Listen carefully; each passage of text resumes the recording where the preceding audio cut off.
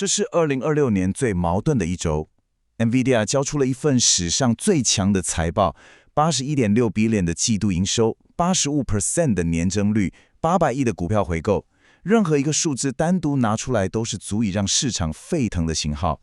然而，財報發布後 ，NVIDIA 的股價連跌2天，累計跌去超過 3.5%。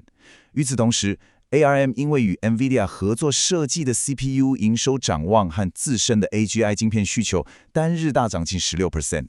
而 IBM 因為量子電腦的政府資金消息，單日暴漲 12%， 週漲幅超過 16%。市場到底在說什麼？它告訴我們一件事，在當前的宏觀環境下，好消息的定義已經不是數字有多亮眼，而是數字是否超越了已被充分定價的完美。歡迎來到 Global Strategy Navigator 全球戰略情報站，這裡是美股脈動系列，帶你穿透財報噪音，看見資金的真實流向。今天我們從4個維度完整解析這周美股的深層訊號。NVDA 財報的矛盾下跌， ARM 暴漲背後的 CPU 文藝復興， IBM 量子的政策催化，以及長週末前夕的夏日隱憂。本周的市場格局呈現明顯的輪動特徵，防禦性板塊、公用事業、醫療 REITs 強於科技板塊，這不是隨機的，這是資金在高殖利率環境下主動調整風險結構的訊號。這是一份用任何標準衡量都無可挑剔的財報，然而2日累計跌逾 3.5%。在財報前 ，NVIDIA 的股價已經完成了大幅拉升。市場不是等財報出來才決定這家公司好不好，而是提前把它可能交出什麼樣的數字定價進股價。當財報真的出來，數字符合甚至略超預期，聰明資金的反應不是繼續買，而是我的預期已經實現了，我來獲利了結。這就是買預期賣事實 （Buy the rumor, sell the news） 的古老市場定律，在2026年的 NVIDIA 身上再次精準演示。但散戶心理學只說了一半，機構視角才是這次下跌的決定性機制。在財報前 ，NVIDIA 的看多期權 （Call Options） 的隱含波動率 （Implied Volatility，IV） 已被拉抬至極致。無數機構與散戶購買了高溢價的期權，壓住財報驚喜。當財報公布數字落地，隱含波動率瞬間崩塌，這就是市場所說的波動率潰縮 （IV Crush）。IV 崩塌迫使做市商 （Market Makers） 執行反向動態避險 （Delta Hedging）， 大量拋售正股。所以這次的下跌，本質上是一場衍生性商品的技術性賣壓，而非基本面轉折。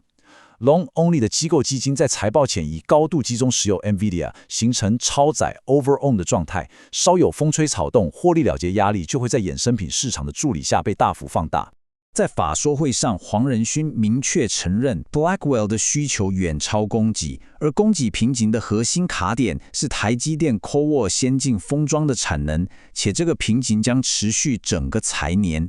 這對投資人來說是一個矛盾信號，需求無限，但如果你的成長是被產能卡住的，夏季指引就不再是保守低估值，而是已知天花板下的最大值。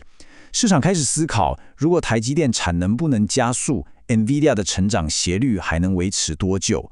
這是整個市場目前最重要的宏觀背景。30年期美債殖利率維持在 4.4% 的高位震盪，壓制了科技股的遠期折現率。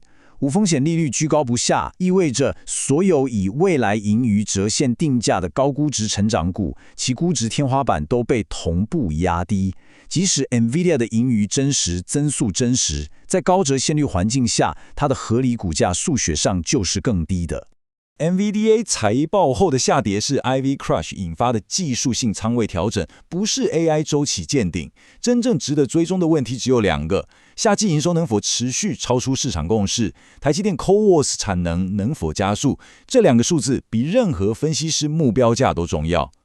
NVIDIA 在財報會議中，黃仁勳強調了一個預期高達2000億的 CPU 潛在市場，並預測其與 ARM 合作設計的 Vera CPU 將帶來200億的營收。同時 ，ARM 本月發布了其專為 Agentic AI 設計的 ARM。AGI CPU 市場需求超出預期 ，FY27 到 FY28 的訂單規模已突破20億。NVIDIA 的 Grace CPU 以及未來的 Vera CPU 是採用 ARM 的架構授權。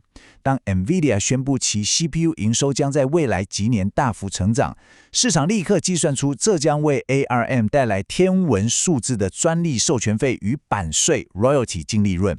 這不是故事，這是最真實的 IP 變現，毛利率近乎100%。但 ARM 的爆發不能只歸功於黃仁勳的口頭推崇，背後有更深層的產業結構大遷移正在發生。微軟、亞馬遜 AWS 與 Google 正在全面加速自研基於 ARM 架構的客製化雲端晶片，微軟的 Cobalt、亞馬遜的 Graviton、Google 的 Xeon。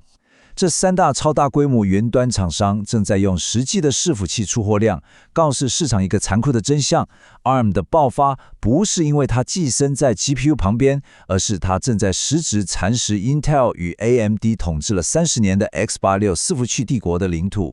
這是架構層面的板塊碰撞，一邊是 x86 的歷史慣性，另一邊是 ARM 的能效優勢與客製化彈性。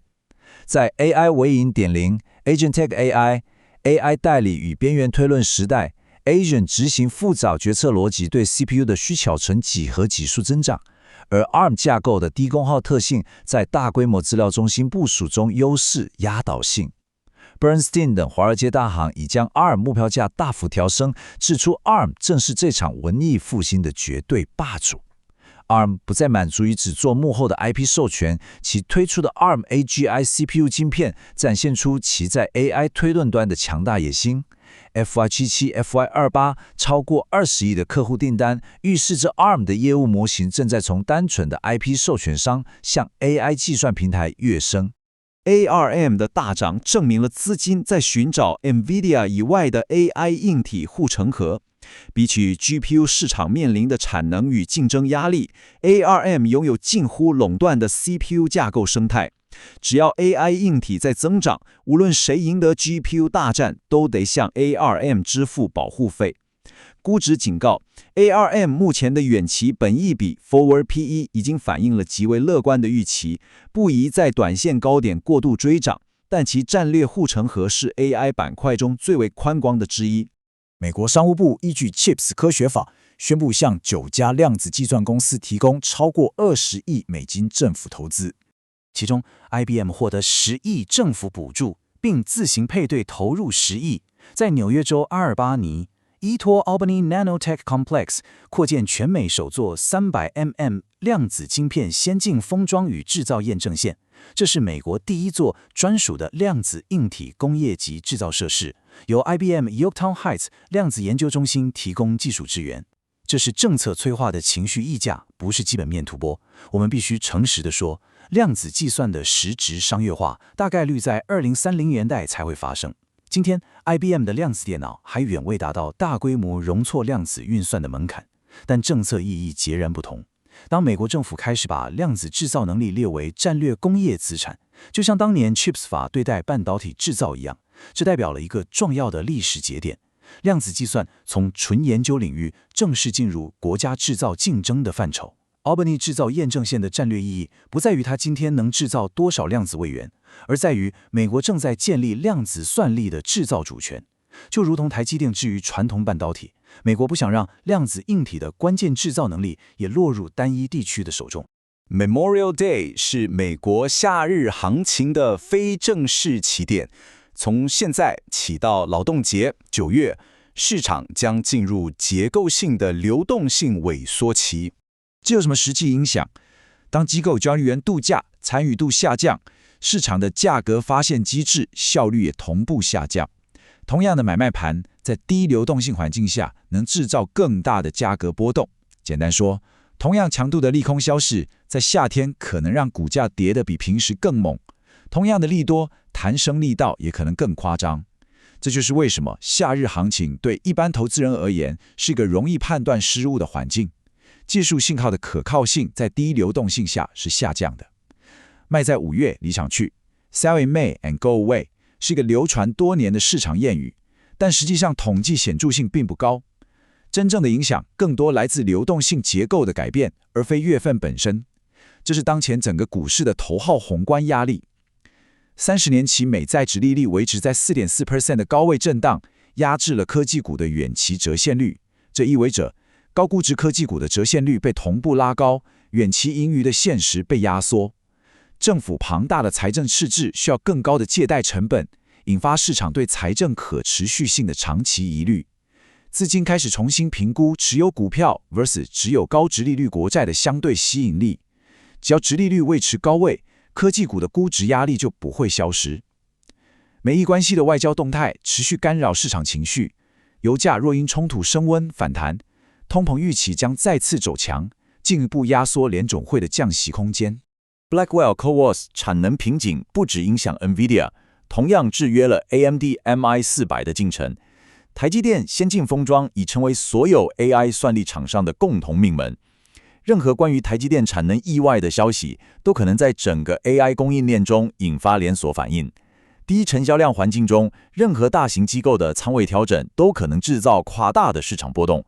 這是技術性風險，不是基本面風險，但對短線操作者來說，殺傷力一點不小。NVIDIA 財報後的回落是估值基準的重新校準，不是 AI 週期的反轉。AI 算力需求的結構性上升週期，從 NVIDIA 91B 的 Q2 指引中清晰可見。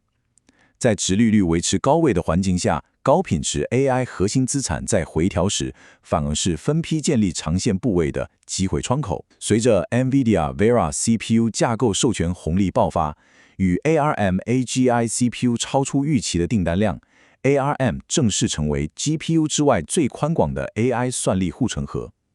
其 IP 授權與版稅的商業模式，在 AI 2.0 Agentic AI 時代將迎來極為暴力的利潤增長。政府資金的進入，代表量子計算已進入國家產業政策的視野。對於願意接受5到10年持有週期的投資人 ，IBM 等具備量子硬體製造能力的公司，可作為科技主題的長期衛星部位。本周公用事業、醫療、REITs 均強於科技板塊。在30年債持續高位的環境下，防禦性板塊提供了利率正常化受益者的相對報酬空間。這是資金在重新配置，不是市場整體下行。在 AMD 供給瓶頸持續的背景下 ，AMD MI300X 的採購邏輯對雲端廠商而言越來越清晰。詳見本周 AI 降臨 EP10的完整深度分析。AMD 的資料中心業務增長是本季最值得持續追蹤的觀察指標之一。30年期美債殖利率是否能從 4.4% 高位回落至 4.2% 以下，這是科技股估值壓力能否減輕的先行指標。PCE 通膨數據，聯準會最關注的通膨指標，直接影響降息時程預期。市場重啟後的開盤量能，長週末後的第一天資金方向往往透露夏日行情的基調。NVDA Blackwell CoWoS 產能消息，任何關於台積電擴產的最新訊息，都將直接重新定價 NVDA 的成長天花板。ARM 週線收盤支撐 ，ARM 在暴漲16%後，在250到260關鍵價位區間的整理力度，將直接驗證 CPU 文藝復興買盤的持續性。IBM、量子、Rejecty 等量子股的持倉穩定性，政策催化的漲勢能否被機構持倉接棒，決定這波是曇花一現還是主題輪動。PCE 通膨數據低於預期，30年債殖利率回落，聯準會降息預期升溫，科技股估值壓力解除 ，NVIDIA 重回主升軌 ，ARM 與 AI 算力板塊全面補漲。PCE 數據符合預期，利率維持高位震盪。市場在防禦性板塊與成長股之間維持輪動格局。夏日低流動性使整體波動率上升，但無明確方向性。PCE 高於預期，聯總會暗示暫停降息，甚至重啟升息。30年債殖利率進一步攀升至 4.8%， 高估值科技股面臨系統性重估 ，AI 泡沫論重新甚囂塵上。短線操作者，倉週末前後是低流動性高噪音期。不適合進行方向性博弈，保持現金彈性，等待市場重啟後的量能確認。中線投資人 ，NVDA 與 ARM 的財報後整理是觀察進場時機的視窗，但需等待美債殖利率方向明確後再行動。長線配置者 ，AI 算力、量子計算的結構性邏輯未變，在夏日低流動性環境中，可分批布局高品質核心標的，如具備 IP 壟斷地位的 ARM， 忽略短線噪音。風險管理，在 PCE 數據公布前，避免過度集中持有高槓桿的科技部位。最好的財報不一定帶來最好的回報，市場不獎勵絕對的好，它只獎勵超越預期的好。當 NVIDIA 把完美定義為基準，任何不完美都會被放大。而在夏日的低流動性裡，市場的每一個信號都會被時間與成交量稀釋。